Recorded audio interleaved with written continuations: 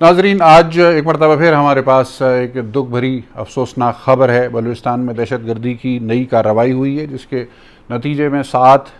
جوان ہمارے جو ہیں انہوں نے مادر وطن پر اپنی جان قربان کر دی۔ یاد رہے کہ ایک ہفتہ قبل بھی تقریباً بلوچستان میں اسی نوعیت کی ایک کارروائی ہوئی تھی، اس وقت کہ جب IED سے حملہ کیا گیا تھا سیکیورٹی افواج کی گاڑی کے اوپر جو پیٹرولنگ کر رہی تھی۔ اس مرتبہ بھی IED کا استعمال ہوا سیکیورٹی افواج کی گاڑی کے اوپر حملہ کرنے کے لیے۔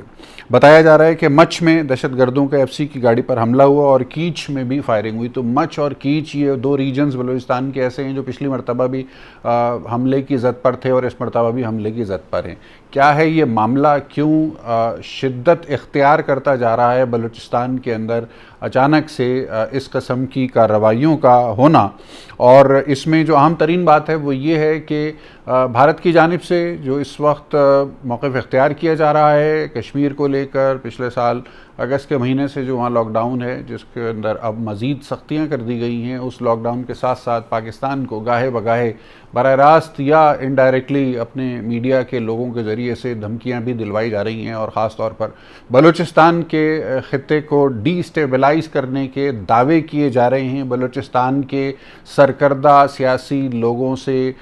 مبینہ طور پر رابطوں کا دعویٰ کیا گیا بھارت کی جانب سے، ان کے کچھ ریٹائرڈ سرکاری اہلکاروں کی جانب سے ٹی وی کے اوپر، اور اس کے بعد پھر ہم نے دیکھا کہ یہ ہم دو کی کارروائی میں شدت بڑھتی چلی گئی۔ کیا تانے بانے ان کے آپس میں ملتے ہیں؟ کس قسم کی میسیجنگ ہے جو بھارت کی جانب سے اس وقت ٹریک 1 اور ٹریک 2 کے اوپر ہو رہی ہے؟ اس کا جائزہ لینے کی کوشش کریں گے ہمارے ساتھ ایئر مارشل صاحب۔ بلوچستان ایک فیوریٹ سبجیکٹ ہے را کا،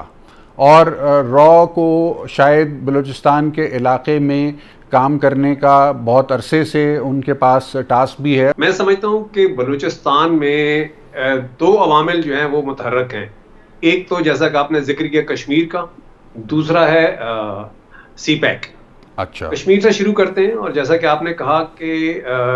بھارتی حکومت را بالخصوص اور پھر کلبھوشن یادیو اور پھر حالیہ جو بیانات آتے رہے ان کے ریٹائرڈ آفیشلز کے بلوچستان میں کارروائیوں کے بارے میں، اس کی ابتدا ہم یوں کرتے ہیں کہ بلوچستان کی سرزمین جو ہے پچھلے 50-60 برسوں سے ایک اکھاڑا بنی رہی ہے مختلف طاقتوں کا، بیرونی طاقتوں کا، جنہوں نے سرزمین کو استعمال کیا ہے اپنے اپنے مقاصد کے لیے پاکستان کے خلاف۔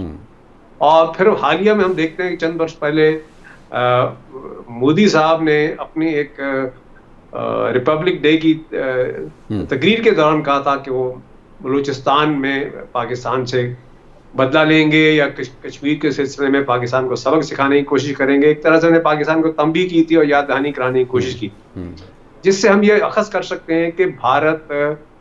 اس انتہائی اعلیٰ ترین سطح پہ انوالوڈ ہے بلوچستان کے سلسلے میں۔ اور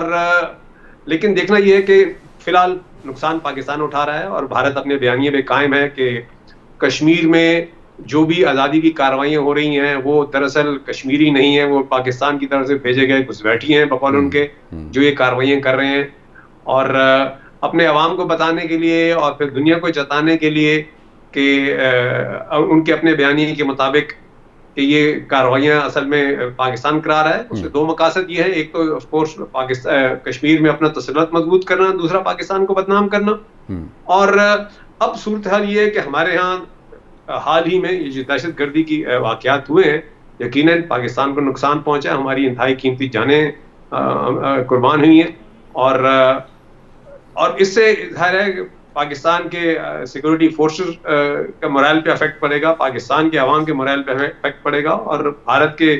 عوام یہ ہے کہ اس بیانیوں کو تقویت ملے گی کہ پاکستان کا جو صوبہ ہے اس میں صورتحال جو ہے وہ اس قدر بے قابو ہو چکی ہے کہ حکومت پاکستان یا پاکستان کی سیکورٹی فورسز وہاں پہ امن امان قائم نہیں کر پا رہی، اور وہاں پہ جو مقامی طور پہ جو تحریکیں ہیں وہ تقویت پکڑ رہی ہیں۔ اور اس میں اب دیکھنے کی بات یہ ہے کہ اس صورتحال کو ہمیں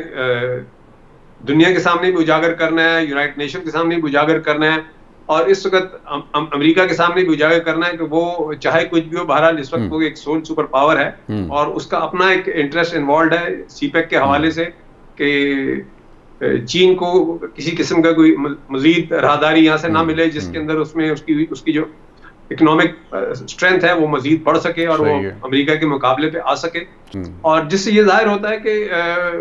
بھارت بہرحال اس خطے میں متحرک ہے اور وہ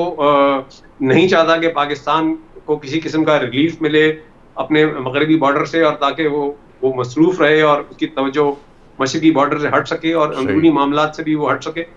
اور اب میں یہ سمجھتا ہوں کہ جہاں پہ ہمیں اب مقامی طور پہ بلوچستان میں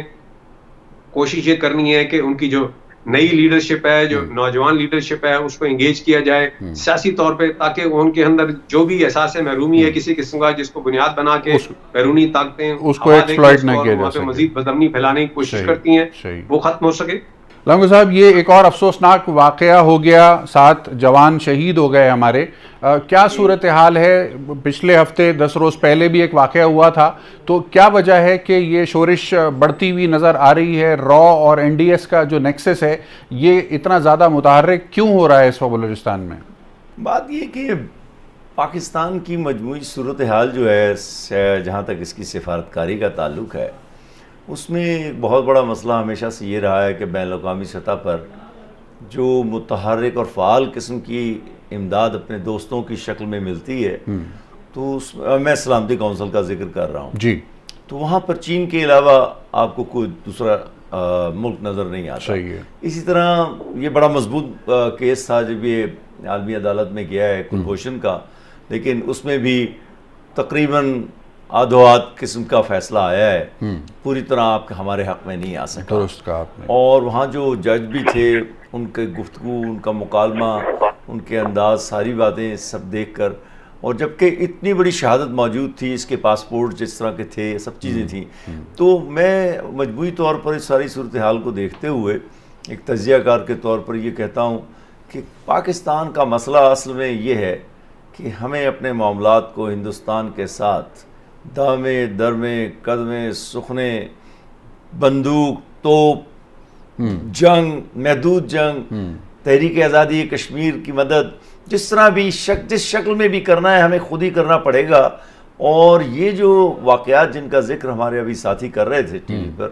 اور جن کی طرف آپ نے بڑے واضح طور پر اشارہ کیا، اور بڑے بڑے واقعات ہو رہے ہیں، ساتھ ساتھ افواج کے لوگ مارے جا رہے ہیں، یا ایف سی کے یا دوسرے لوگ، اور ایک ہی جگہ نہیں، تو پوری سرحد پہ ہو رہا ہے یہ. ایران افغانستان دونوں کی سرحدوں